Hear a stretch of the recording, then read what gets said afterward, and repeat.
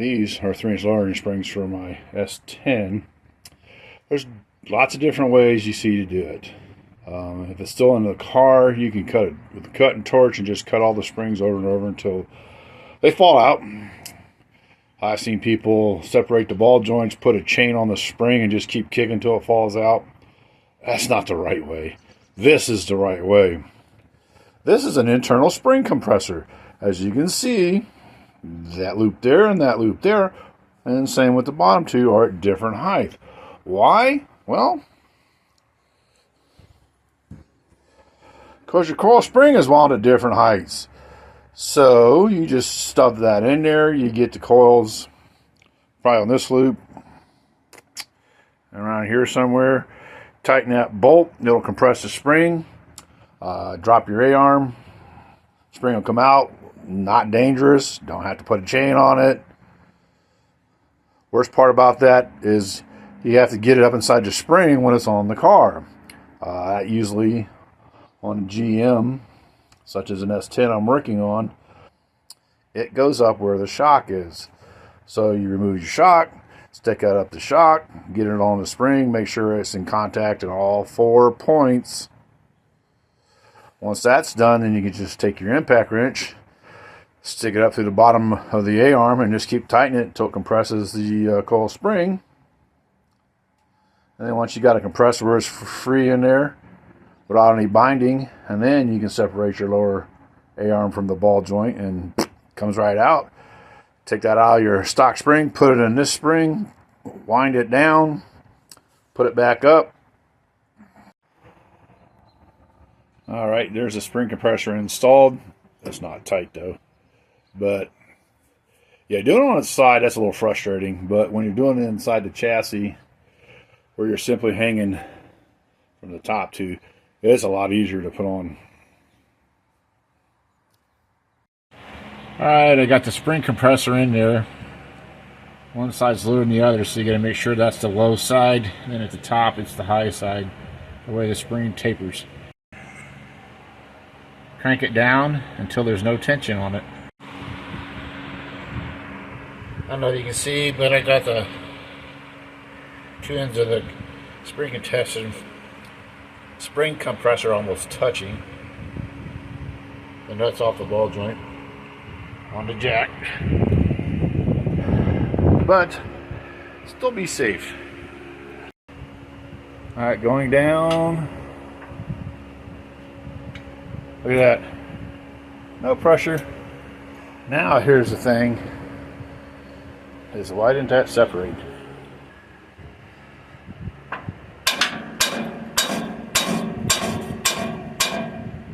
I'm probably going to have to disconnect the anti-sway bar. Back in a minute. Alright, time to take off the jack. Got the sway bar and link right about there undone. Let's turn off this light, or flip it to a direction we can actually help us.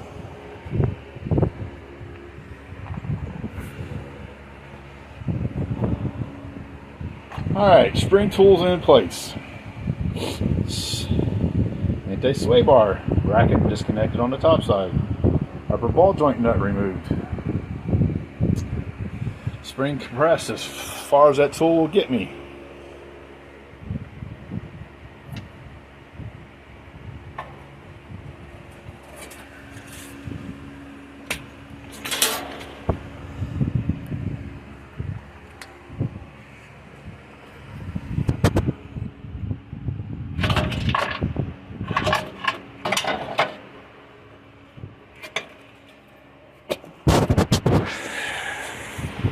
Spring is out.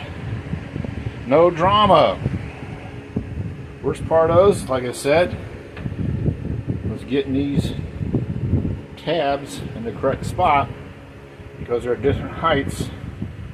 And on the bottom one, it must be the taller one, must be the lowest one. And on the top piece, it must be the taller one. Now all I gotta do is unscrew that, put that on the new spring, and reassemble. Alright, I got these 3-inch lowering springs from Summit for an S10. Yeah, they're lower. Can't remember what brand they are. They're the cheapest ones they have on there. But as I said, on this thing, that's all the weight there is on the front of that, a 2.8 V6 and a 5-speed. No body. So now I got to put that in the middle of the new spring, compress it, and put it back in. That's what it looks like compressed. This is the tall one on this side. That's the short one. That's the short one. That's the tall one. Spring don't look compressed.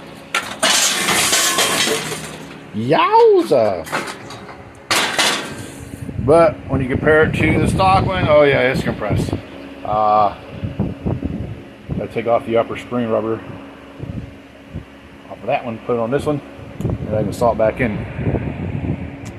Also, if you look way down inside, right down there where those two holes are, that's where this part of the bottom goes over top of those two holes. I don't think there was anything indexing the top, but yours could be different. Got the spring back in, got the ball joint nut back on. Just need to pull my tool out, and then the side's done. Maybe a new shot, but I'm going to put the hub back on over there, and the tire, because I want to see how much drop I got. Well, got the tire back on, suspension on the ground. No longer at the limit of the up travel. Funny though, I measured this before I started, and I got 16 7/8 to the top of that frame rail. Now, as you can see, I'm at 15 1/2. So I got 1.5 inches lowering out of 3-inch lowering springs. Basically 1.5 inches. If you want to get technical, it's 1 3/8. But I'm happy. Middle of the ride height.